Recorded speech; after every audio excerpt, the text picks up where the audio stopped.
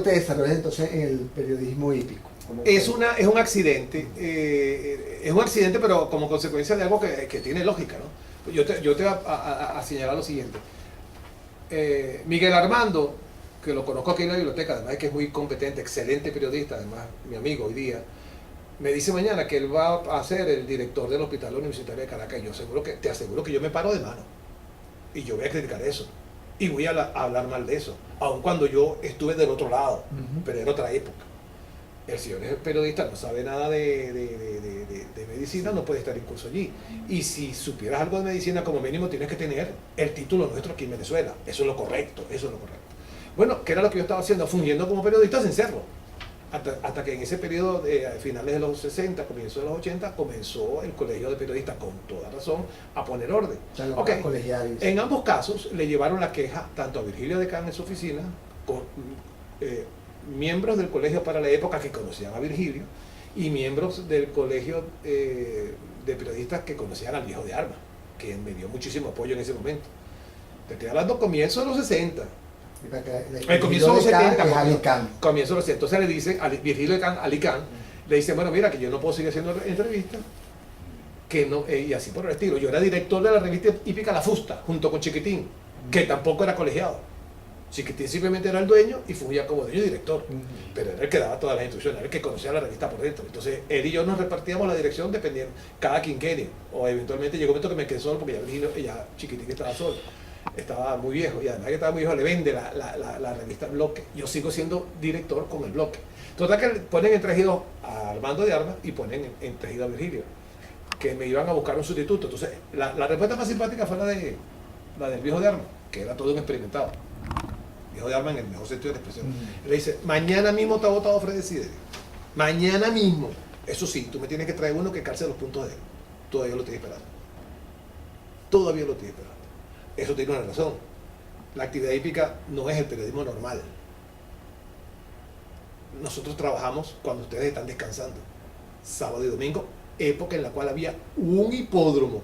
Te estoy hablando de la Rinconada. No existía Santa Rita en el Zulia, no existía Valencia en el estado de Carabobo, no estábamos tan dimensionados en el área internacional, simplemente nos circunscribíamos a lo que era la Rinconada.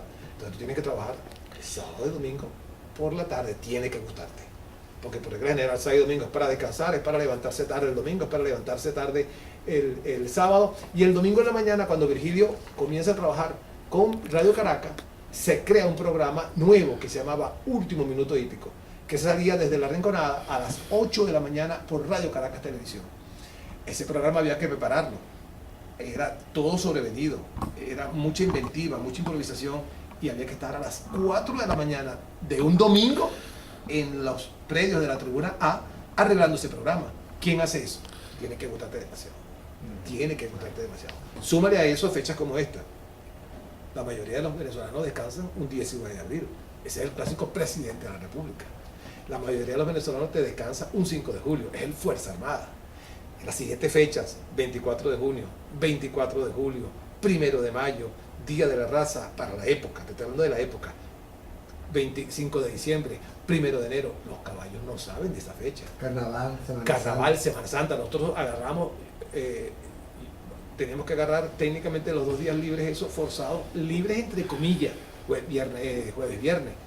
El caballo no sabe que el jueves es Semana Santa, ni sabe que el 1 de enero es 1 de enero. Esa fecha tienes que cubrirla. Si nosotros queríamos cumplir ese día domingo y ese día sábado y ese día domingo con el público, porque ya estaban regresando de la Semana Santa, y queríamos profesionalmente estar a nivel, tú no te podías ir. Así de sencillo. Tú te podías ir otra semana, pero esa semana no te podías ir. Esos 2 días no te podías ir. Entonces, mientras uno trabaja en esa fecha, porque le gusta, inclusive muchas de esas fechas no las pagaba. Eso era muy espontáneo. A veces te pagaban algo y no se correspondía con lo que estabas haciendo, porque era tan delicioso lo que estabas haciendo. A mí me atraía tanto, me llenaba tanto, que a mí no me importaba que no me pagara. Yo digo, no importa, si yo tengo que vivir aquí en una cuadra y quedarme dormido, me quedo dormido trabajando aquí. La pasión. La pasión, era pasión, era una pasión enorme. Uno de los proyectos de Pérez Jiménez que apoyaban la actividad hípica en conjunto, lo que pasa es que mucha gente no lo sabe, tendrían que ver las maquetas originales, muchas de esas maquetas se dañaron, una de ellas fue la de la Rinconada, lamento no haberla podido rescatar. Cuando tú llegas a Cars, ahí en Los Ilustres, ¿Tú no sientes que ahí se rompe todo abruptamente? Ahí no. Viene a Cars, inmediatamente está las Tres Gracias. ¿Qué pasó ahí? ¿Por qué no continuó? ¿Qué falta allí? Bueno, ese paseo que arranca, entre comillas, donde están los monolitos, que tiene que ver con la escuela militar, ese paseo arranca en Hoyo de la Puerta y termina en donde está la cara de Miranda, en el estado de Miranda, frente a la Santa María. Ahí terminaba ese proyecto. La maqueta llega hasta ahí. Desafortunadamente, la política y nosotros los venezolanos, porque no podemos decir a que los políticos fueron culpables todos, políticos y venezolanos de la época que dañaron ese proyecto. Porque si no, ese paseo hubiese llegado en las mismas condiciones de lo que es en los próceres, eso llegaba hasta la urbanización Miranda. El paseo de los próceres, y arrancaba en La Hollada. Ese desastre que tenemos hoy día, de lado y lado, eso no hubiese existido. Hubiésemos tenido toda una gran avenida para cualquier cantidad de desfiles y demostraciones de la que tú quisieras, desde Hoyo de la Puerta hasta la urbanización Miranda. La visión que tenía Pérez Jiménez para esa época era lo que sea, todos los valles, no es aquí en Venezuela, en todos los valles, tú tienes que coronar el valle, porque es la forma de desahogarlo en términos de tránsito, de transitividad, ¿correcto? Sacar del centro, de las grandes avenidas que están en el centro de las ciudades, hacia la parte alta, cuestión de que puedas huir de allí hacia los lados del valle que tú creas conveniente, y viceversa, quitarte, no tener que llegar a la ciudad, poder coronar sin necesidad de pasar por el centro de la ciudad. Eso implicaba vías para carros livianos y vías para carros pesados, que todavía aquí en Venezuela no lo han hecho. Y el diseño original de nuestro metro era de 2 vías de lado y lado, quedó reducido a 1. Tienes un metro de un lado, un metro del otro, eran 2, se echa a perder uno, tienes el otro. Fíjate la visión, todo eso lo distorsionaron. La autopista Caracas-Valencia, eso lo distorsionaron. O sea, esa vía no iba por allí. O sea, dañaron la política, no los políticos, la política dañó el concepto de la Venezuela que tú y yo estamos viviendo hoy día y que vive también Henry Rueda. ¿Dónde queda la Rinconada? En Coche, hacia el oeste de la ciudad. Ese es otro error. Lo que pasa es que cuando uno habla de un error, critica a quien incurre, pero en este caso el error estaba bien trazado. O sea, es error desde mi óptica. Los hipódromos en todas partes del mundo se construyen en las zonas de la gente pudiente. El único que rompió eso, esa proyección fue Pérez Jiménez. Pero el concepto estaba claro. Sí, como deporte de reyes. Pero no lo hizo en términos, ¿cómo te digo? Por desconocer que la arquitectura se manejaba así. Él quería convertir esa zona. Él decía, es que no tiene por qué haber una zona pobre y una zona rica. Las dos tienen que ser ricas. Entonces, fíjate todo lo que... Si tú te paras detrás del poliedro, oye bien, fíjate este detalle, tú te paras detrás del poliedro, ahí hay un cerro que no se nota. Tú no lo notas. Pero si tú le quitas el monte, tú ves una pintura en la pared. Es la entrada de un túnel que quedó el diseño allí por los arquitectos porque nunca hicieron ese túnel que comunicaba con Caricuao. Caricuao, cuando la termina, no tiene salida, tiene una sola entrada y una sola salida, la avenida la Francisco Fajardo. Y él decía que eso no podía ser, tenías que darle otra salida porque si sucedía algo con la entrada principal, salías por la Rinconada y no tenías que irte al centro de la ciudad para salir de Caricuao cuando podías venirte por debajo, cruzar solamente una montaña que terminaba allá en Ruiz Pineda, por ahí, por esa zona de Caricuao, y salía a quedar Rinconada. Estos niños montaron un poliedro. Estoy hablando de todos los políticos, no que me estoy tirando y por eso, porque eran los políticos de cualquier lado, porque si no lo hubiesen hecho, lo ponen los torpes estos de ahorita. Estoy hablando del 2016. Entonces estaríamos en el mismo desastre. Bueno, se modifica lo que te estoy diciendo. Había un hotel. Pérez Jiménez dice, bueno, ¿cuántas cosas bellas necesito construir en Venezuela y cuántas cosas bellas se deben construir para la ciudad? Entonces reconstruye, pensando en La Guaira, pensando en Caracas, los hoteles de los 3 niveles. Sheraton, nivel 0. Tamanaco, nivel 1000, porque estamos casi 1000 metros, y la cota del Humboldt. La visión, el teleférico, me iba a traer a los turistas de allá abajo, desde Macuto, que era Caraballeda, y todos sus alrededores. O sea, la visión de belleza, o sea, la zona oeste iba a ser una belleza de ciudad. ¿Cuántas personas pueden entrar en la Rinconada? ¿Cuánto alberga en capacidad? 60.000 personas sentadas. Y entre sentadas y paradas, 60.000 personas entre sentadas y paradas. Pero quiero aclararte, es que a la Rinconada le falta una tribuna. El original, o sea, si tú la ubicas más o menos, tiene tres tribunas, que es la tribuna A, la tribuna B, que es la más pequeña, la C es la más... ¿Qué se diferencia una de cada una? El estatus. El estatus es necesario, eso sí, ahí no es que yo sea clasista, pero en estos casos, en ese tipo de espectáculos así, porque eso te va a permitir tener diferentes tarifas. Los muy pudientes irán a las mejores tribunas y los de menos recursos irán a los de menos recursos. Eso es inevitable. Que es elitesco. Es que no puedes evitarlo. ¿Quién compra un caballo, caballero? ¿El que vende chicha? No, caballero, que es un hombre de billete. Y tú tienes que tratarlo como dueño del caballo. Entonces no lo puedes poner al lado al que vende chicha. Olvídate de eso. No caigamos en buste. Y tú no vas a traer un embajador para meterlo allá con acá que está vendiendo perro caliente y tiene caries y anda con los pies hediondos. No puede. Entonces, cada una de estas tribunas cumple su función, pero con muchísima calidad, con muchísima. O sea, no porque era de pobre iban a maltratar la tribuna, no, era muchísima la categoría. Pero, se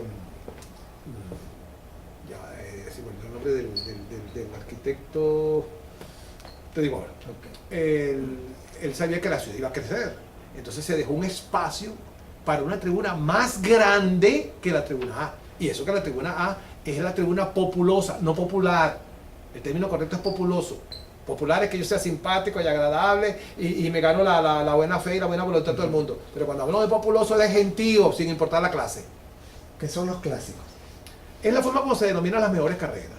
Aunque el término no está muy generalizado, a nivel planetario, nosotros lo asumimos como nuestro y creo que es válido.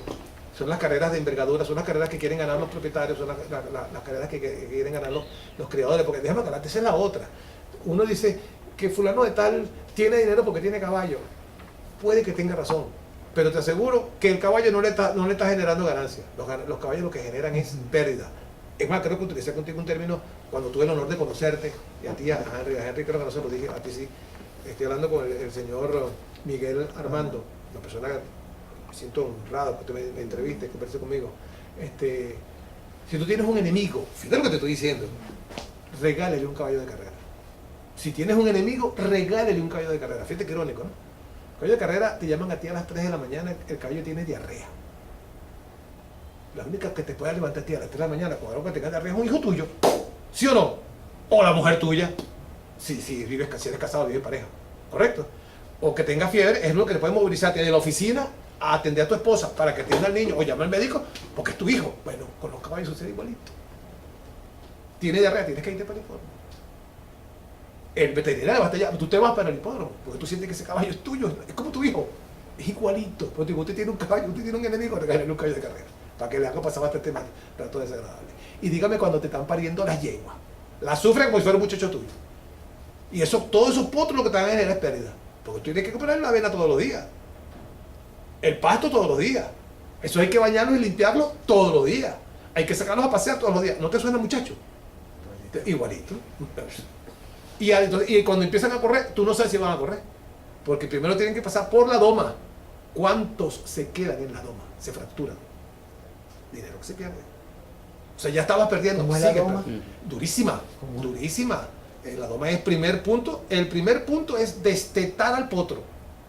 Destetar al potro. O sea, de aquella comodidad y de aquella facilidad de que yo tengo mis nutrientes de la teta, de la ubre de la yegua, a que me aíslen con otros potros, eso es traumático.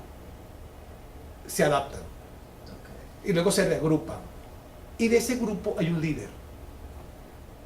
Entonces, el grupo de potros y potras, en la primera instancia, antes del desarrollo, juntos. Y tú ves que hay una potra que es la líder, o un potro que es el líder. Ya tú deduces que ese es el mejor caballo de la generación, de ese lote que tú tienes ahí. Ese es el líder de la generación. Ese es el mejor potro. Fíjate la cantidad de cosas que se aprende. Llega un momento que ya tienes que separarlo, las potras de los potros. Otro trauma. Y el peor, cuando te sacan del campo para meterte en 16 metros cuadrados. Y solamente sales a trabajar y regresas ahí. Cero libertad, nada más que trabajar y comer y entrenar.